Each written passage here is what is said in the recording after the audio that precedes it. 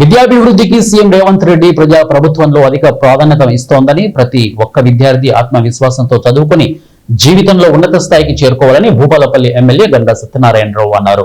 జయశంకర్ భూపాలపల్లి జిల్లా గణపురం మండలం కేంద్రంలోని ప్రభుత్వ ఉన్నత పాఠశాలలో భూపాలపల్లి వ్యవసాయ market committee chairman Gutoju Krishnaiah వారి మొదటి నెల వేతనం నుండి 100 మంది విద్యార్థులకు యూనిఫామ్ పంపిణీ కార్యక్రమాన్ని ఏర్పాటు చేయగా, ఈ కార్యక్రమానికి ముఖ్య అతిథిగా భూపాలపల్లి ఎమ్మెల్యే గంగా సత్యనారాయణరావు హాజరయ్యారు.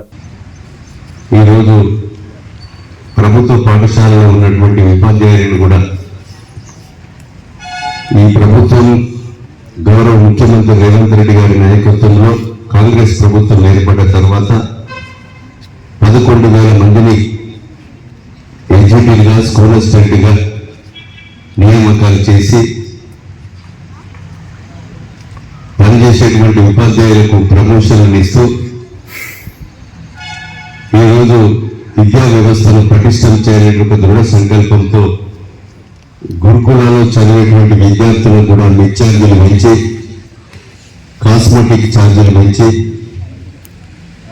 విద్యా వ్యవస్థకు ప్రాధాన్యత ఇవ్వడమే కాకుండా ఈరోజు నిధులు కూడా ఇస్తూ అడిషనల్ రూమ్స్ వదిలిపెట్టడం జరుగుతుంది. వచ్చే సంవత్సరం గౌరవ ముఖ్యమంత్రి గారి ఆలోచన ఉంది, ఈ హై స్కూల్లో చదివేటువంటి నర్సరీ నుంచి ఇంటర్మీడియట్ వరకు చేయాలని, మీకు వెహికల్ పెట్టి తీసుకొచ్చి మధ్యాహ్నం భోజనం కూడా ఇక్కడ పెట్టి మళ్ళీ తిరిగి ఇంటికి పడగొట్టే విధంగా ప్రభుత్వ ఆలోచన ఉన్నది. ప్రభుత్వ స్కూళ్లలో పూర్వ వైభవం తీసుకొచ్చే విధంగా